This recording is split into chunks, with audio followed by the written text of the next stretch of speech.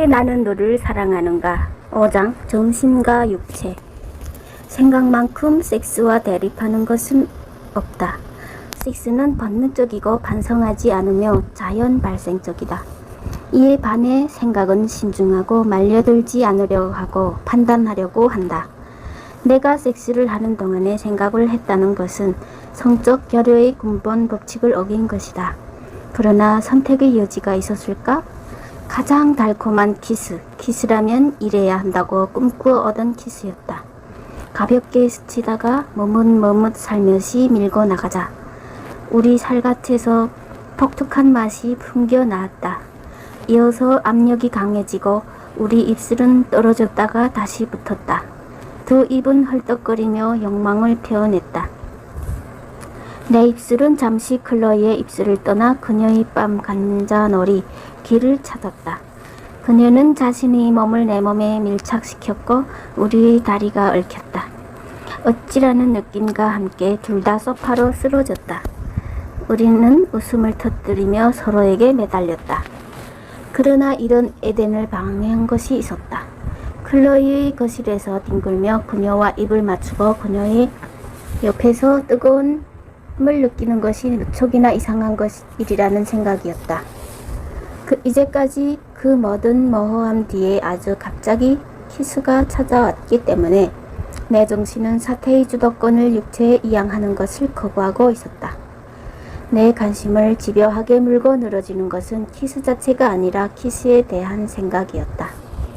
몇 시간 전까지만 해도 몸을 철저한 프라이버시의 영역, 블라우스와 치마의 윤곽에 의해서만 암시되었을 뿐 프라이버시 영역으로 간직하던 여자가 이제 내 앞에서 옷을 벗을 준비를 하고 있었다. 오래 대화를 나누기는 했지만 그래도 나는 클로이에 대한 나의 낮 시간의 지식과 밤 시간의 지식 사이 그녀의 성기와의 접촉이 뜻하는 친밀함과 그녀의 삶이 나머지 미지의 영역 사이의 불균형을 느끼지 않을 수 없었다. 우리의 육체적 헐떡거림과 더불어 피어나는 그런 생각들은 무례하게도 욕망의 법칙들에 맞서서 불쾌할 정도의 객관성을 끌고 들어오고 그럼으로써 우리와 함께 방 안에 있는 제3자 지켜보고 관찰하고 또 심지어 판단까지 하는 자의 위치에 올라서려고 하는 것 같았다. 잠깐만요. 내가 블라우스 단추를 푸는데 클로이가 말했다. 커튼을 쳐야겠어요. 밖에 있는 사람들이 죄다 우리를 보게 하고 싶지는 않아요. 아니면 침대로 갈까요? 그것이 더 넓은데. 우리는 비좁은 소파에서 몸을 일으켜 어두운 실내를 통과하여 클로이의 침실로 들어갔다. 중앙에 크고 흰 침대가 놓여 있었고 그 위에 쿠션과 신문, 책과 전화기가 쌓여 있었다. 지저분해서 미안해요. 아파트의 나머지 공간은 남들에게 보여주는 곳이고 이곳이 내가 진짜 사는 곳이에요. 그 지저분한 곳에 동물이 한 마리 있었다. 구피예요. 내 첫사랑이죠. 클로이는 나에게 털이 복슬복슬한 잿빛 장난감 코끼리를 건네주었다. 코끼리의 얼굴에는 질투하는 기색을 전혀 찾아볼 수 없었다. 클로이가 침대를 정리하는 것을 기다리자니 어색했다. 조금 전까지 타오르던 우리 육체의 열망은 무거운 침묵으로 바뀌었다. 우리가 불편할 정도로 우리의 벌거벗음에 가까이가 있음을 알려주는 침묵이었다.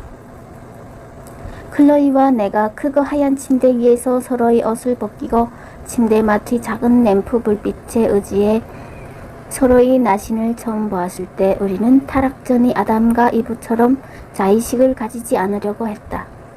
나는 클로이의 치마 밑으로 두 손을 미끄러뜨렸고 그녀는 늘 하던 일을 하듯 무심하게 내 바지 단추를 풀었다. 마치 우편함을 열거나 입을 흐청을 가는 사람처럼. 그러나 우리의 열정을 방해할 수 있는 것이 한 가지 있었다면 그것은 서투름이었다. 그 서투름 때문에 클로이와 나는 결국 다시 함께 침대에 들어오게 된 것이 얼마나 우습고 개상망측한 일인지를 의식하게 되었다. 나는 아주 서툴게 클로이 속옷 그녀의 무릎 근처에 걸려 잘 벗겨지지 않았다. 속옷을 벗기려고 낑낑댔고 그녀는 내 셔츠 단추를 푸느라고 고생했다. 그러나 우리 둘 다 아무 말도 하지 않으려고 했고 심지어 웃음을 지으려고 하지 않았다. 현재 진행되고 있는 일의 희극적일 수도 있는 측면은 눈에 들어오지 않는 것처럼 욕망에 사로잡힌 진지한 분위기로 서로를 바라볼 뿐이었다. 그렇게 우리는 반쯤 벌거벗은 채 침대 가장자리에 앉아 있었고 얼굴은 죄를 짓는 초등학생들처럼 벌겋게 달아올랐다. 침실의 철학자는 나이트클럽의 철학자만큼이나 우스꽝스러운 존재이다. 그 두 영역에서는 우리 육체가 두드러지고 또 그만큼 상처받기도 쉽기 때문에 정신은 말 없이 개입 없이 판단을 내리는 도구가 된다. 생각이 배신 행기가 되는 것은 그것이 프라이버시 안에 갇혀있기 때문이다. 연인은 말한다. 나에게 하지 못할 말이 있다면 당신 혼자만 생각해야 하는 것이 있다면 당신을 진정으로 신뢰할 수 있을까? 나는 손과 입술로 클로이의 몸을 쓰다듬는 동안 어떤 잔인한 생각도 하지 않았다. 그러나 내가 생각을 하고 있다는 사실 자체에 클로이는 마음이 편치 않을 수도 있다. 생각이란 판단을 포함하기 때문이다. 그리고 우리 모두의 판단이라고 하면 무조건 부정적인 내용일 것이라고 생각할 만큼 편집증적이기 때문이다. 따라서 벌거벗은 상태 때문에 모두 상처받을 만한 일에 민감하게 반응하게 되는 침실에서 생각하는 것은 늘 수상쩍은 것이 된다. 성기의 크기, 색깔, 냄새, 작용을 중심으로 다양한 콤플렉스들이 생겨난다는 것은 뒤집어 말하면 침실에서는 모든 평가적 판단을 흔적도 없이 없애버려야 한다는 것이다. 따라서 침실에서는 연인들이 생각의 소리를 삼켜버리는 숨소리, 나는 열정에 사로잡혀서 아무 생각도 할 수 없어 라는 메시지를 확인해주는 숨소리만 들린다. 나는 키스한다. 걸어 나는 생각하지 않는다. 이것이 사랑을 나누는 행위를 둘러싼 공신적 신화이다. 침실은 두 사람이 서로에게 그들이 벌거벗은 상태를 그 경외함을 불러일으키는 불가사의를 일깨우지 않겠다고 암묵적으로 동의한 특별한 공간이다. 19세기에 심심이 젊은 처녀가 결혼을 하게 되자 심신이 깊은 젊은 처녀가 결혼을 하게 되자 어머니가 주의를 주었다. 오늘 밤 내 남편이 미친 것처럼 보일 게다. 하지만 아침이면 다시 제정신을 차릴 거야. 정신은 이런 미친 상태의 거부를 상징하기 때문에 다른 사람들은 숨을 헐떡거리는데 불공평하게 혼자 말짱한 상태를 유지하는 것처럼 보이기 때문에 불쾌하게 여겨지는 것이 아닐까? 마스터스와 존슨이 성관계에서 고운기라고 부른 시점에 이르자 클로이는 나를 올려다보며 물었다. 무슨 생각해, 소크라테스? 아무 생각도. 내가 대답했다. 거짓말 눈에 다 쓰여 있는데 왜 웃음을 짓는 거야? 아무것도 아니라고 했잖아. 아니면 모든 것 다일지도 모르지. 1000가지 일들. 클로이, 오늘 저녁 우리가 여기까지 오게 된 것 이상하면서도 편안하다는 느낌. 이상해? 모르겠어. 그래, 이상해. 나는 어린 아이처럼 자식을 느끼고 있는 것 같아. 클로이는 웃음을 지었다. 뭐가 그렇게 웃겨? 잠깐만 둘러봐. 왜? 그냥 둘러봐. 방 한쪽편 서랍장 위쪽에 커다란 거울이 하나 걸려 있었다. 클로이의 시야에 잘 들어오도록 각도가 잡혀 있었다. 거울에는 시트를 휘감은 채 누워있는 우리 두 사람의 몸이 비치고 있었다. 클로이가 우리를 지켜보고 있었던 것일까? 미안해, 미리 말했어야 하는 건데. 클로이는 웃음을 지으며 말을 이었다. 그냥 물어보고 싶지가 않았어. 첫날 밤이니까 괜히 자의식을 느낄까봐. 제6장 마르크스주의. 보답받지 못하는 사랑에 빠져 어떤 사람을 보면 그 사람과 함께 천국에서 누리는 기쁨을 상상할 때 우리는 한 가지 중요한 위험을 잊기 쉽다. 정작 상대가 나를 사랑해줄 경우에 그 사람의 매력이 순식간에 빛이 발할 수가 있다는 것이다. 우리는 타락한 우리 자신으로부터 벗어나 이상적인 사람과 함께 있고 싶어서 사랑을 한다. 그런데 그런 존재가 어느 날 마음을 바꾸어 나를 사랑한다면 어떻게 될까? 나는 충격을 받을 수밖에 없다. 그 사람이 나 같은 사람을 사랑할 만한 하다고 인정한다는 것은 그 사람이 취향에 뭔가 문제가 있다는 건데, 그런 문제가 있는 사람이 어떻게 내가 바라던 대로 멋진 사람일 수 있을까? 사랑을 하기 위해서는 상대가 어떤 면에서 나보다 낫다고 믿어야만 한다면 상대가 나의 사랑에 보답을 할 때 잔인한 역설이 나타나게 되는 것은 아닐까? 우리는 묻게 된다. 그녀가 정말로 그렇게 멋진 사람이라면 어떻게 나 같은 사람을 사랑할 수 있을까? 인간 심리를 연구하는 사람들에게 사건 다음 날 마치 아침만큼 비역한 영토는 없다. 그러나 클로이에게는 잠에서 빠져나오자마자 해야 할 급한 볼일들이 있었다. 그녀는 우선 옆의 욕실로 머리를 감으러 갔다. 나는 잠을 깨면서 타일에 물이 부딪히는 소리를 들었다. 나는 침대에 그대로 누워 시트 속에 남아있는 그녀의 몸의 형태와 냄새에 쌓여 있었다. 토요일 아침이었다. 12월 태양의 소심한 빗줄기들이 커튼 사이로 스며들었다. 그녀의 내부 성소에 몸을 웅크리고 누워서 그녀의 일상을 이루는 물체들, 매일 아침 그녀가 깨어나서 바라보는 벽, 그녀의 자명정, 아스피린 묶음, 옆에 침대 탁자의 손목시계와 귀걸이를 본다는 것은 특권이었다. 나의 사랑은 클로이가 소유한 모든 것, 아직 완전히 발견하지는 못했지만 무한히 풍부해 보이는 삶의 물질적 기여들에 대한 내혹으로 나타났다. 일상적인 것이라도 특별한 사람이 손에 들어가면 경의의 빛을 발산하기 마련이다. 한쪽 구석에 밝은 노란색 라디오가 있고 바티스의 그림 인쇄물 하나가 의자에 기대어 놓여 있었고, 전날 밤이 옷은 거울 옆의 옷장에 걸려 있었다. 서랍장 위에는 문고본이 쌓여 있었다. 그 옆에는 핸드백과 열쇠, 강천수 한 병, 코끼리 구피가 있었다. 전혀의 한 형태이겠지만 나는 그녀가 소유한 모든 것을 사랑하게 되었다. 모든 것이 아주 완벽하고 세련되고 사람들이 일반 가게에서 사는 것과는 달라 보였다. 내 속옷을 입어보고 있었어. 잠시 클로이가 보풀보풀한 하얀 가운을 입고 머리에는 수건을 두른 차림으로 욕실에서 나오며 묻더니 덧붙였다. 지금까지 뭐 했어? 침대에서 나와. 우리의 하루를 낭비할 수는 없잖아. 나는 장난스럽게 한숨을 쉬었다. 나는 가서 아침을 준비할게. 그동안 샤워라도 해. 벽장에 깨끗한 수건이 있으니까. 참, 그런데 키스 한번 어때? 욕실은 또 하나의 격려의 공간이었다. 단지 로션, 약향수로 가득했다. 그녀의 육체의 성성.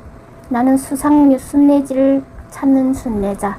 나는 머리를 감고 폭포 밑에 하이에나처럼 노래를 부른 뒤 수건으로 몸을 닦고 클로이가 준 새 칫솔을 사용했다.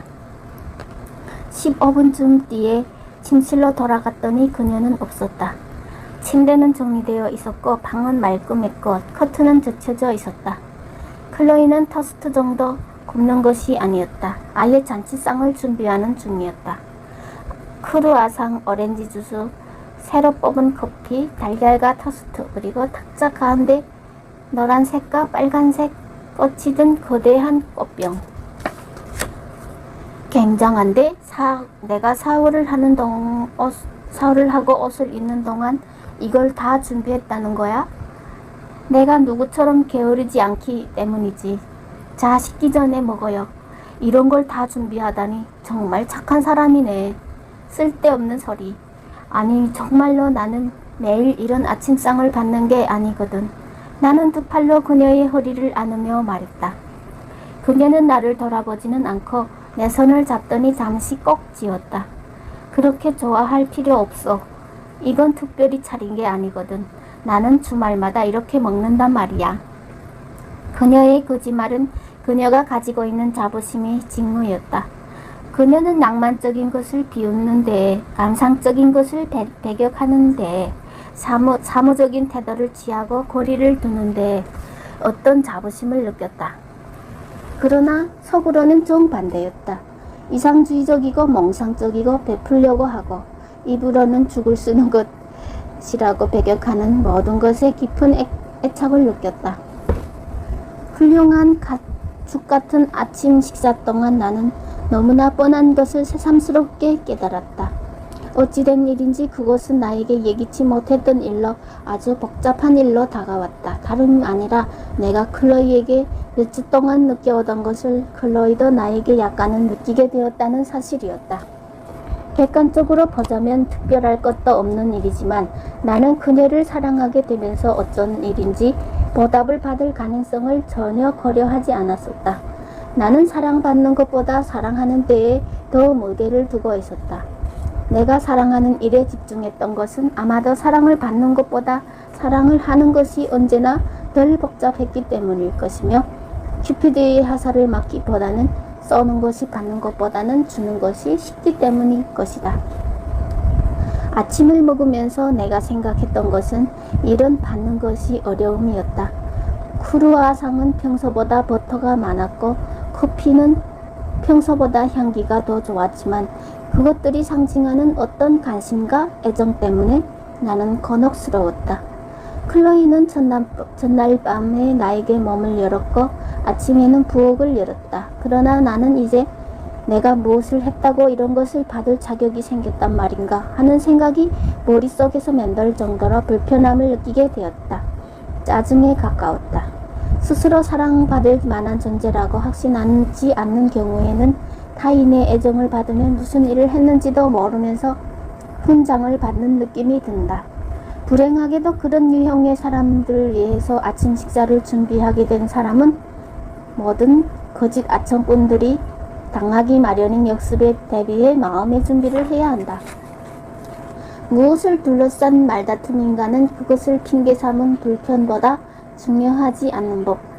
우리의 말다툼은 딸기잼을 넣고 벌어졌다. 딸기잼 없어? 나는 음식이 가득한 식탁을 둘러보며 물었다. 없어. 하지만 나무 딸기잼은 있는데 괜찮아? 뭐 괜찮다고 해두지. 검은 딸기도 있는데? 나는 검은 딸기는 싫어. 검은 딸기 좋아해? 응, 안 좋을 게 뭐가 있어. 나는 끔찍해. 그러니까 괜찮은 잼은 없다 이거지? 나 같으면 그런 식으로 말하지 않을 것 같은데. 지금 식탁 위에 잼이 5가지나 있어. 단지 딸기가 없다 뿐이지. 알겠어. 그걸 가지고 뭐 그렇게 난리야? 나는 괜찮은 잼 없이 아침을 먹는 것은 싫어하거든. 괜찮은 잼이 있지. 단지 내가 좋아하는 게 없다 뿐이지. 가게가 멀어? 왜? 가서 사오려고. 맙소사 이제 막 식사를 하려고 있잖아. 지금 나갔다 오면 다 식을 거야. 갔다 올래. 왜? 다 식으면 어쩌려고? 잼이 있어야 하거든. 그게 이유야. 대체 왜 이래? 왜 이러긴? 내가 뭘 어쨌는데? 우스꽝스럽잖아. 안 그런데. 그래. 난 잼이 필요할 뿐이야. 왜 그렇게 대책 없이 굴어? 아침 식사로 이만큼이나 준비했는데 고작 잼 하나 없다고 이렇게 난리를 피우다니. 정말 그 잼이 필요하다면 당장 여기서 나가서 다른 사람하고 같이 먹어. 정적이 흘렀다. 클로이의 눈이 흐려졌다. 갑자기 그는 일어서서 침실로 들어가 문을 쾅 닫았다. 나는 그대로 식탁에 앉아서 울음소리 비슷한 곳에 귀를 기울이고 있었다. 내가 사랑한다고 주장한 여자의 속을 뒤집어 놓고 나니 바보가 된 기분이었다. 보답받지 못하는 사랑은 고통스럽기는 하지만 안전하게 고통스럽다. 자신 외에 누구에게도 피해를 주지 않기 때문이다. 스스로 자초한 달콤 쓸쓸하고 사적인 고통이다. 그러나 사랑이 보답을 받는 순간 상처를 받는다는 수동적 태도를 버려야 하며 스스로 남에게 상처를 입히는 책임을 떠안을 각오를 해야 한다. 클로이에게 상처를 준 일 때문에 나 자신에게 느끼게 된 혐오는 순간적으로 클로이 쪽으로 방향을 틀었다. 그녀가 나를 위해서 이렇게 노력한 것 때문에 나를 믿을 정도로 약하다는 것 때문에 나 같은 인간을 선택해 결국 속이 뒤집어지는 꼴을 겪고 마는 그 형편없는 감식력 때문에 그녀가 싫었다. 나한테 칫솔을 주고 아침 식사를 준비해주고 어린애처럼 침실에서 우는 것이 갑자기 너무 비루해 보였다. 나는 그녀의 이런 약한 모습에 벌을 주고 싶은 강렬한 충동에 사로잡혔다. 내가 어쩌다가 이런 괴물이 되었을까? 내가 늘 일종의 마르크스주의자라는 사실이 문제였다. 우리가 아는 또 다른 마르크스, 미국의 희극인 이 장에서 저자가 말하는 마르크스주의나 마르크스주의자 역시 그루초 마르크스와 관련된 것이다. 이것은 자신과 같은 사람을 회원으로 받아들여줄 클럽에는 가입할 생각이 없다고 농담을 했다. 이 농담은 클럽 회원권과 마찬가지로 사랑에도 적용되는 진리이다. 우리는 다음과 같은 터무니없는 모순 때문에 마르크스주의자의 입장에 대해서 웃음을 터뜨리게 된다. 클럽에 가입하기를 소망하면서 그것이 실현되자마자 소망을 잃어버리는 것이 어떻게 가능한가? 클로이가 나를 사랑하기를 바랐으면서 막상 그녀가 나를 사랑하자 그녀에게 화를 내는 것은 어떻게 된 일일까? 어쩌면 어떤 사랑은 아름답거나 고귀한 존재와 사랑의 동맹을 맺음으로써 우리의 자신과 우리 약점에서 벗어나고자 하는 충동에서 비롯되는지도 모르기 때문이다. 그러나 우리가 사랑하는 사람이 우리에게 사랑해준다면 우리는 우리 자신으로 돌아와 우리를 애초에 사랑으로 몰고 간 것들을 떠올리게 된다. 어쩌면 우리가 원했던 것은 사랑이 아니었는지도 모른다. 어쩌면 그저 믿을 수 있는 어떤 사람이었는지도 모른다. 그런데 이제 우리가 사랑하는 사람이 우리를 믿게 되었으니 우리가 어떻게 계속해서 그 사람을 믿을 수 있단 말인가? 클로이가 나 같은 불한당을 감정생활이 중심에 올려놓는다는 것은 생각조차 할 수 없는 일 아닌가? 클로이가 이렇게 말하는 것이 어떻게 정당화될 수 있을까? 그녀가 조금이나마 나를 사랑하는 것처럼 보이는 것은 그녀가 나를 오해했기 때문이 아닐까? 마르크스주의자들은 보답받지 못하는 사랑에 빠져서 자신의 사랑에 보답받기를 갈망하지만 무의식적으로 자신의 꿈과 공상의 영역에 남아있는 것을 더 좋아한다. 다른 사람들이 나보다 나 자신을 더 낮게 생각할 이유가 어디 있는가? 사랑하는 사람이 마르크스주의자를 우습게 생각할 때에만 마르크스주의자는 사랑하는 사람을 계속해서 최대로 존중하게 된다. 클로이가 나와 함께 자고 나한테 잘해줌으로써 오히려 그녀에 대한 내 평가 점수가 낮아졌다면 그것은 혹시 그녀가 그 가정에서 나라고 하는 심한 전염병에 감염되었기 때문이 아닐까? 나는 다른 사람들에게서도 마르크스주의가 영향을 행사하는 것을 자주 보았다. 16살 때 15살짜리 여자아이를 잠시 사랑하게 된 적이 있다.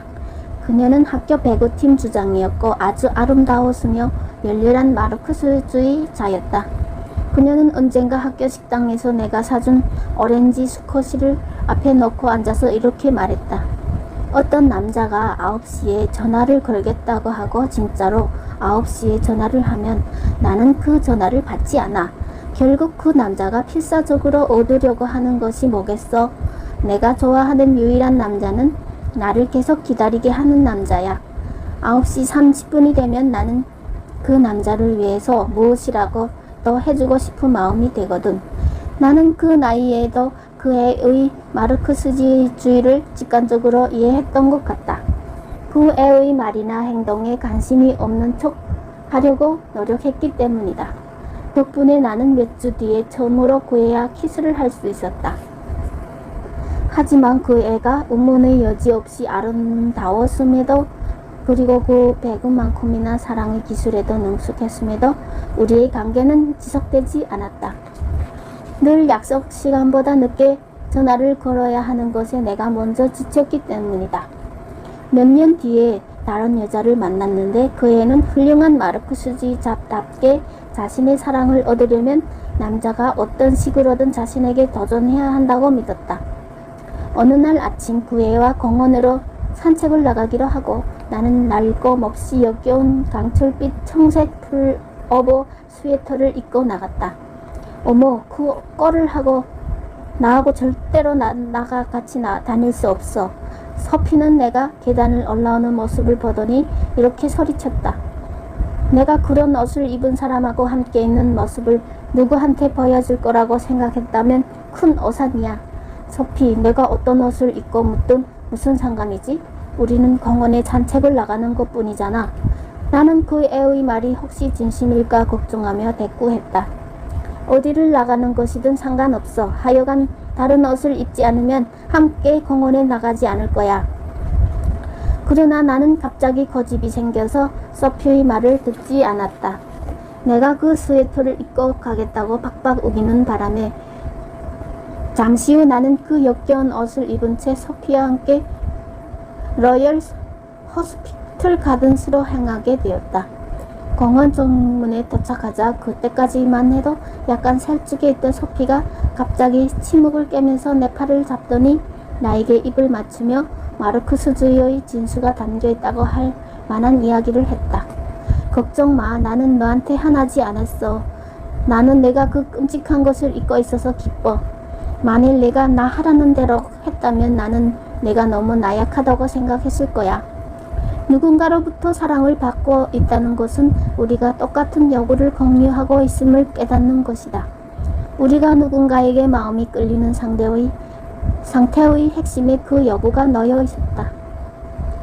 알베르카 미는 우리가 다른 사람과 사랑에 빠지는 것은 그 사람이 밖에서 보기에 매우 온전해 보이고 육체적으로 온전하고 감정적으로 통합되어 보이고 주관적으로 자신을 보면 몹시 분산되어 있고 혼란스럽기 때문이라고 말했다. 만일 우리 내부에 부족한 데가 전혀 없다면 우리는 사랑을 하지 않겠지만 상대에게서도 비슷하게 부족한 데를 발견하면 불쾌감을 느낀다.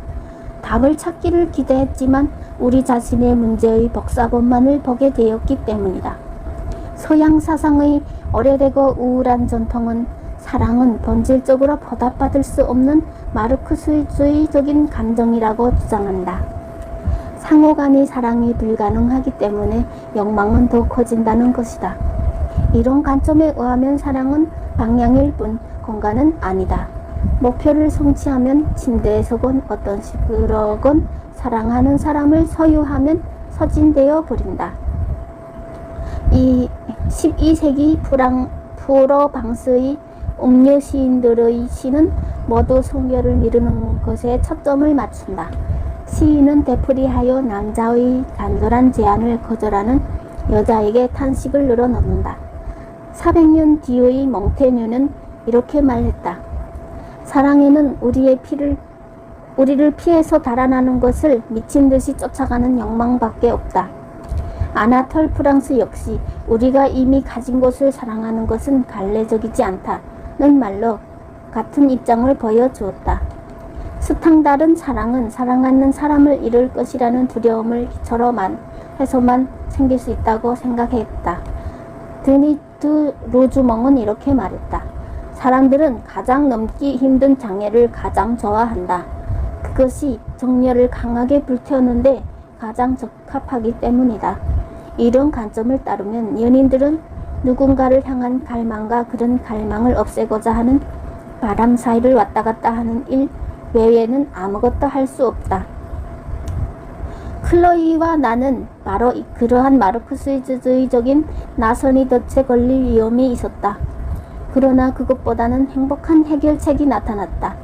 집에 돌아갔을 때 나는 아침 식사일로 인한 죄책감에 젖어 있었고 부끄러웠고 사과하고 싶은 마음이 들었다. 클로이를 다시 얻기 위해서는 무슨 짓이라도 할 준비가 되어 있었다. 쉽지는 않았다. 그녀는 처음에는 전화를 끊었고 이어서 너는 함께 잔 여자에게 시시한 건달 똘마니처럼 행동하는 버릇이 있느냐고 물었다. 그러나 사과, 모욕, 웃음, 눈물 뒤에 그날 오후 로미오와 줄리엣은 다시 만나게 되었다. 죽을 쓰는 방식으로 어둠 속에서 손을 잡고 4시 30분에 내셔널 영화관에서 사랑과 죽음을 보았다. 적어도 지금까지는 해피엔딩이었다. 대부분의 관계에는 보통 마르크스주의적인 순간이 있다. 사랑의 보답을 받는 것이 분명해지는 순간이다. 그 순간을 어떻게 헤치고 가느냐 하는 것은 자기 사랑과 자기 혐오 사이의 균형에 달려있다. 자기 혐오가 우위를 차지하면 사랑의 보답을 받게 된 사람은 사랑하는 사람이 이런저런 핑계로 자신에게 잘 맞지 않는다고, 자신이 쓸모없는 면들을 연상시키기 때문에 잘 맞지 않는다고 말할 것이다. 그러나 자기 사랑이 우위를 차지하면 사랑이 보답받게 된 것은 사랑하는 사람이 수준이 낮다는 증거가 아니라 자신이 사랑받을 만한 존재가 되었다는 증거임을 인정하게 될 것이다. 7장 틀린 음정. 우리는 사랑하는 사람과 익숙해지기 오래전부터 이미 그 사람을 알고 있었다는 묘한 느낌에 사로잡히기도 한다. 전에 어디선가 전쟁에서, 어쩌면 전생에서 또는 꿈에서 만났던 것 같기도 하다. 플라톤의 향연에서 아리스토파네스는 사랑하는 사람이 원래 우리와 하나였다가 떨어져 나간 우리의 반쪽이기 때문에 이런 익숙한 느낌이 생긴다고 설명한다. 태초의 모든 인간은 등과 옆구리가 둘에 손과 다리가 넷, 하나의 머리에 두 얼굴이 반대편을 바라보고 있는 자웅동체였다. 이 자웅동체들은 워낙 막강하고 자존심도 강해서 제우스는 이들을 남자와 여자로 나눌 수밖에 없었다. 그날부터 모든 남자와 여자는 자신으로부터 떨어져 나간 반쪽과의 결합을 원하게 되었다. 클로이와 나는 크리스마스를 따로 보냈지만 새해에 런던으로 돌아와서부터는 최대한 시간을 함께 보냈다. 20세기 말 도시 생활에서 이루어지는 전형적인 로맨스였다. 사무실 근무 시간 사이에 샌드위치처럼 낀 시간을 활용했으며 바깥으로 나가 공원을 걷는다던가 책방을 어슬렁거린다던가 레스토랑에서 식사를 한다던가 하는 작은 일에서 활기를 찾았다. 아주 다양한 문제들의 합의를 보았으며 싫어하고 좋아하는 것이 똑같은 경우가 무척 많았다. 그래서 얼마 지나지 않아 분명한 분리의 흔적은 없지만 우리의 과거가 하나의 몸이었다가 갈라진 둘이라는 사실을 부인하는 것은 예의 바르지 못한 짓으로 여기게 되었다. 클로이와 함께하는 생활이 그렇게 매혹적이었던 것은 이런 일치 때문이었다. 마음의 문제에서 계속 화해 불가능한 차이와 부딪히기만 하다가 마침내 사전 없이도 정답을 이해할 수 있는 사람, 기적적으로 내 견해와 흡사해 보이는 견해를 가진 사람, 나와 호호가 일치하기 때문에 수도 없이 놀라운 일이야. 나도 똑같은 이야기를 하려던 참인데, 생각을 하던 중인데, 일을 하려고 했었는데 라고 말하게 하는 사람을 발견한 것이다. 사랑의 이론가들은 융합을 의심해 왔는데 그것은 정당하다. 사람들은 차이를 따지는 것보다는 유사성을 부여하는 것을 더 편하게 느끼기 때문이다. 우리는 불충분한 자료에 기초하여 사랑에 빠지며 우리의 무지를 욕망으로 보충한다. 그러나 이론가들이 말하듯이 시간이 지나면 우리의 몸을 분리하고 있는 살갗은 오직 단지 육체적 경계일 뿐만 아니라 더 깊은 심리적 분수령, 넘어가려고 하는 것은 바보짓일 뿐이다. 이런 것을 드러낸다는 것을 알게 된다. 따라서 성숙한 사랑의 이야기에서는 절대 첫눈에 반하는 일이 없다. 맑은 눈으로 물의 깊이와 성질을 완전히 조사할 때까지는 도약을 유보한다. 부모 노릇, 정치, 예술, 과학, 부엌에 비치할 적당한 간식에 관하여 철저하게 의견 교환을 한 뒤에라야 두 사람은 서로를 사랑할 준비가 된 것인지 판단할 수 있다. 성숙한 사랑의 이야기에서는 자신의 상대를 진정으로 알 때에만 사랑의 자라날 기회가 주어진다. 그러나 왜곡된 사랑의 현실, 우리가 알기 전에 태어나는 사랑에서는 아는 것이 늘어날 경우 이것은 유인이 아니라 장애가 될 수도 있다. 유토피아가 현실과 위험한 갈등을 일으킬 수도 있기 때문이다. 서로에게서 매혹적인 유사성을 아주 많이 확인했음에도 어쩌면 클로이는 제우스가 잔인한 일격으로 나한테서 떼어난 사람은 아닐지도 모른다는 깨달음이 찾아왔다. 3월 중순쯤 그녀가 나에게 새 구두를 보여주었을 때였다. 어쩌면 구두를 가지고 그런 판단을 내린다는 것은 너무 너무 현학적인 태도였는지도 모르겠다. 그러나 구두라는 것은 미학적인 따라서 그 연장선상에서 심리적인 조화의 최고의 상징이었다. 나는 몸이 어떤 부분 또는 몸이 어떤 부분을 가리고 있는 것이 그 사람에 관해서 많은 것을 이야기해주는 경우를 자주 보게 된다. 구두는 플로버 스웨터보다 더 많은 것을 말해주며 엄지손가락은 팔꿈치보다 더 많은 것을 말해주며 속옷은 외투보다 더 많은 것을 말해주며 발목은 어깨보다 더 많은 것을 말해준다. 클로이의 구두에 무슨 문제가 있었을까? 객관적으로 말하면 아무 문제도 없었다. 그러나 언제부터 사람이 객관적으로 사랑에 빠졌는가? 그녀는 어느 토요일 아침 킹스로드 근처의 상점에서 그 구두를 샀다. 저녁에 초대받은 파티의 준비물인 셈이다. 나는 그 구두를 보고 디자이너가 굽이 높은 구두와 낮은 구두를 섞으려고 했다는 것을 이해했다. 플랫폼이 달린 바닥은 힐에 이를 때까지 가파르게 올라갔기 때문에 볼은 평평한 신발처럼 넓었지만 높이는 뾰족한 굽이 달린 구두처럼 보였다. 거기에 약간 콕콕 느낌을 주는 높은 칼라가 달려 있었고 나비 매듭과 별로 장식되어 있었으며 두툼한 리본이 가장자리를 둘러싸고 있었다. 이 구두는 최고의 유행 상품이었으며 잘 만들어졌으며 상상력도 풍부했다. 그러나 나는 싫었다. 너도 틀림없이 이걸 좋아하게 될 거야. 클로이는 구두를 싼 자주색 얇은 종이를 펼치며 말을 이었다. 매일 신고 다닐 거야. 아니야, 너무 멋져. 그냥 덜어 싸서 상자에 넣어 모셔두기만 해야겠다.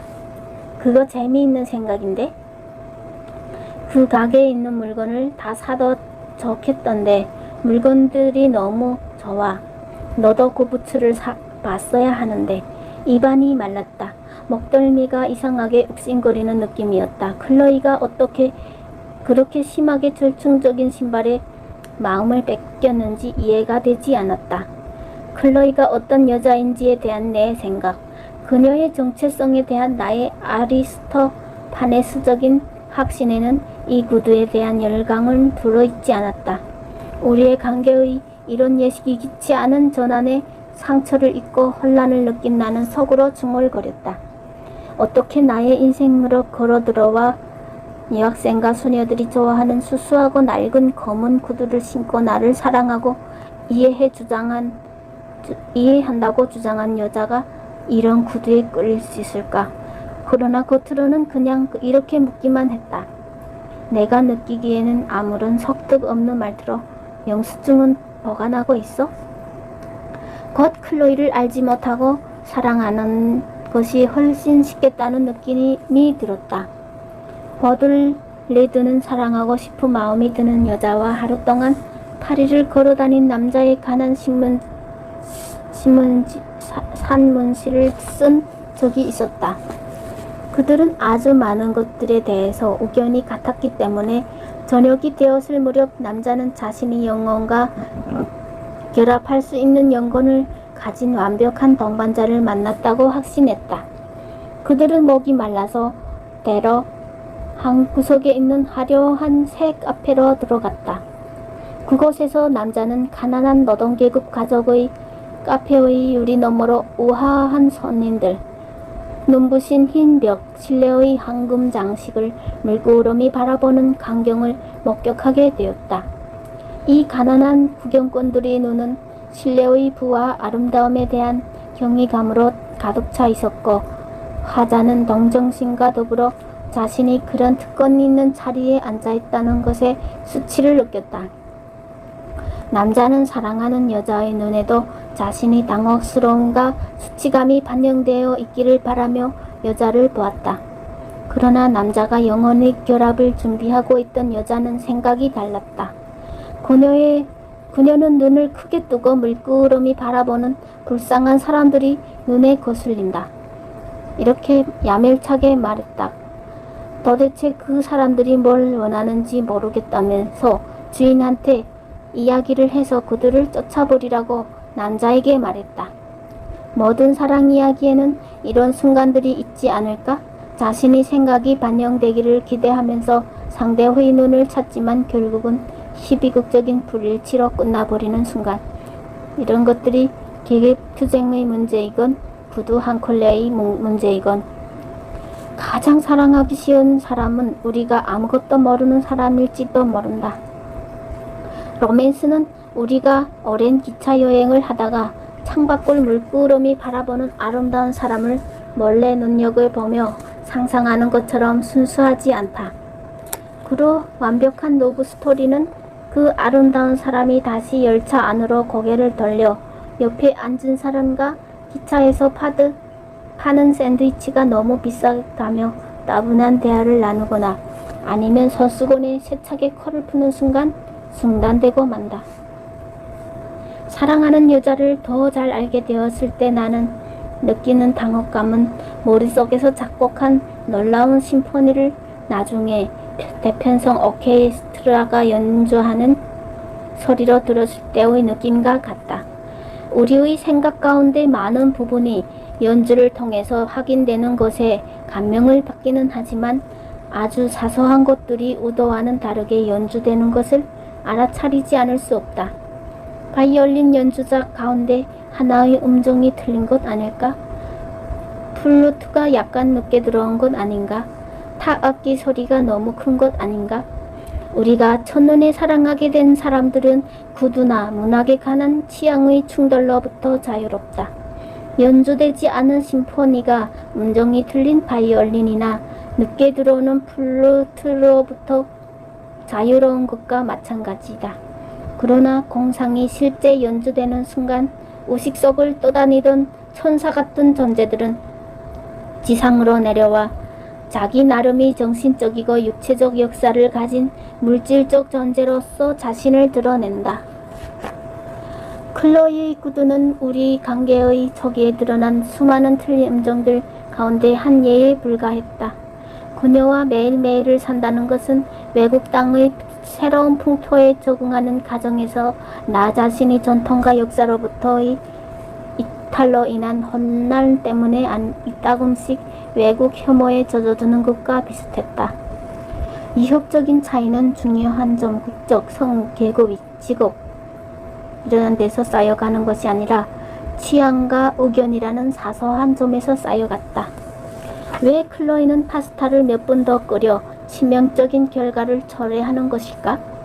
왜 나는 지금 내가 쓰고 있는 안경에 이렇게 애착을 가지고 있는 것일까? 왜 그녀는 매일 아침 침실에서 체조를 하는 것일까? 왜 나는 늘 8시간은 자야 하는 것일까? 왜 그녀는 오페라에 좀 더 시간을 내지 않는 것일까? 왜 나는 조미 미첼에 좀 더 시간을 내지 않는 것일까? 왜 그녀는 해물을 그렇게 싫어하는 것일까? 꽃과 정원에 대한 나의 거부감은 어떻게 설명할 수 있을까? 또는 그녀의 항해에 대한 거부감은 왜 그녀의 신발에 대한 그녀는 신에 대한 가능성을 열어두고 싶어 하는 것일까? 적어도 처음으로 암에 걸린 때까지는 왜 나는 그 문제에 그렇게 폐쇄적인 것일까? 인류학자들은 늘 집단이 개인보다 앞서며 개인을 이해하기 위해서는 집단을 먼저 검토해 보아야 한다고 말한다.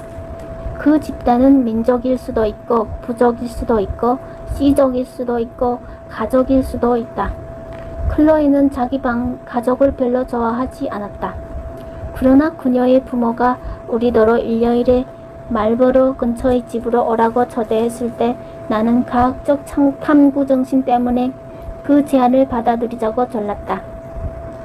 그녀의 부모 집인 날드 오크 코티지의 모든 것은 클로이가 태어난 세계와 내가 태어난 세계가 거의 은하수 거리만한 큼이나 멀다는 것을 보여주었다. 거실은 치펀데일 가구, 모조품으로 장식되어 있었고 양탄자는 불구스름한 갈색의 얼룩이 묻어 있었으며 먼지 낀 책장에는 트롤컵의 책이 잔뜩 꽂혀 있었고 벽에는 스터부스, 영국의 동물학가의 풍의 그림들이 줄줄이 걸려 있었다. 침을 질질 흘리는 개들. 이 정원과 정원 사이를 오갔고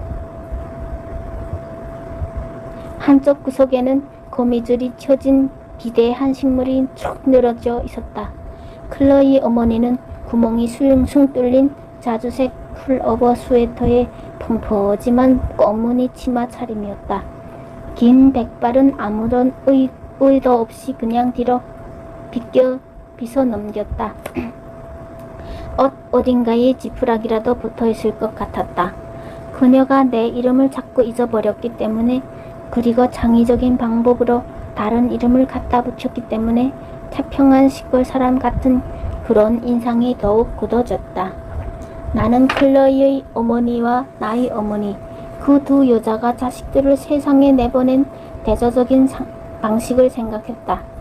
클로이가 이 모든 것으로부터 달아나 대도시로 왔다고 한들, 그녀의 나름의 가치와 친구들을 찾았다고 한들, 이 가족은 여전히 그녀가 속해 있는 유전자와 역사적 전통을 대표했다.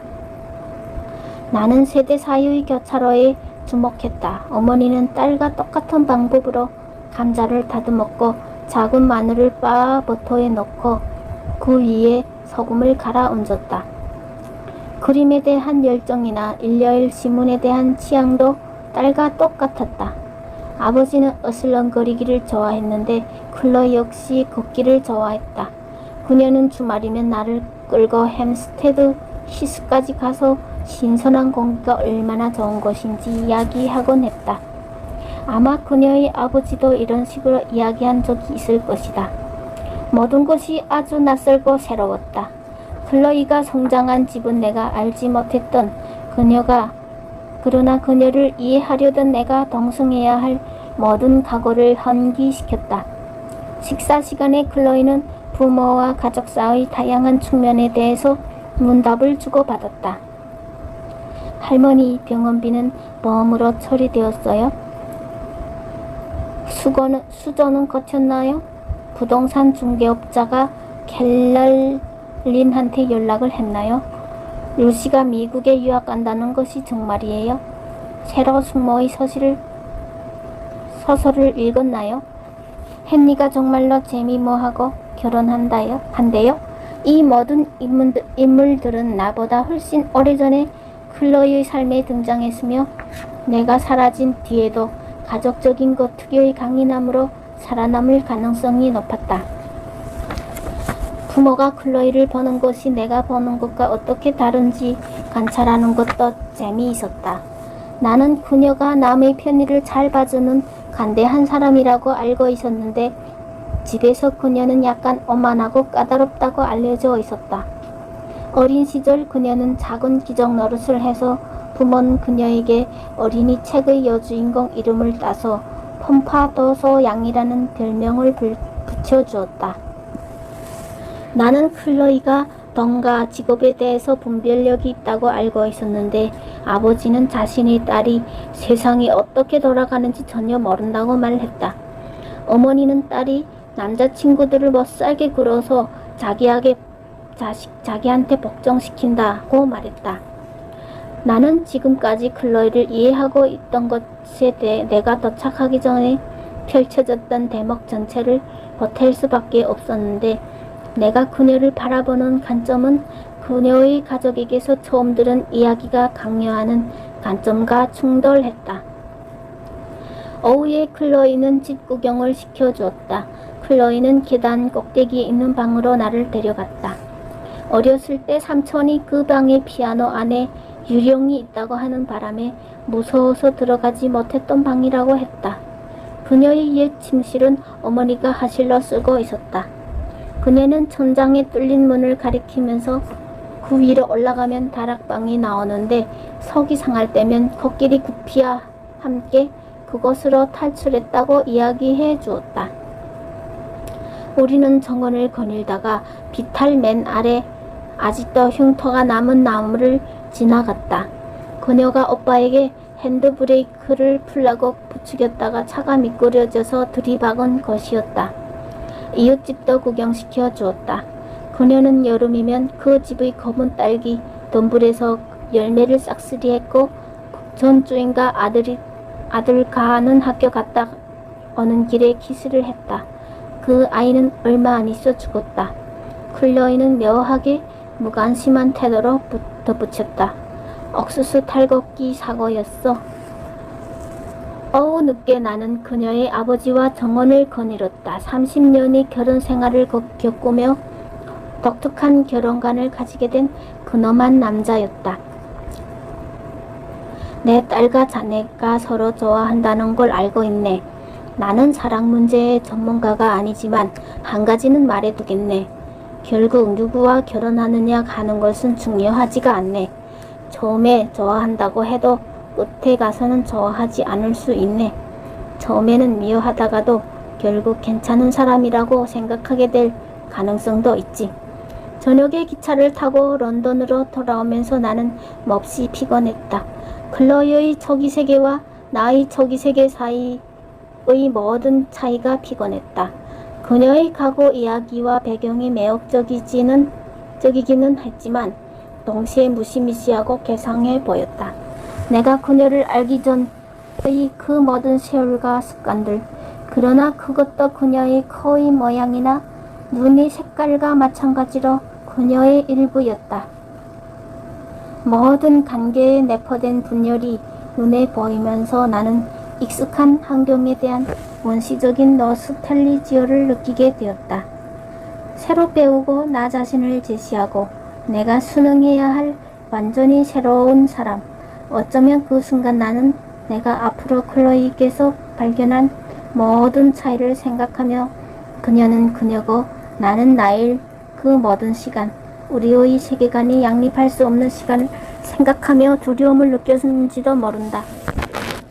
창밖으로 월트쇼의 시골 풍경을 바라보며 나는 마치 길 잃은 아이처럼 내가 이미 온전히 이해하고 있는 사람, 그 집 부모, 그 집 역사의 특이한 점까지 다 이미 이해하고 있는 사람을 갈망했다.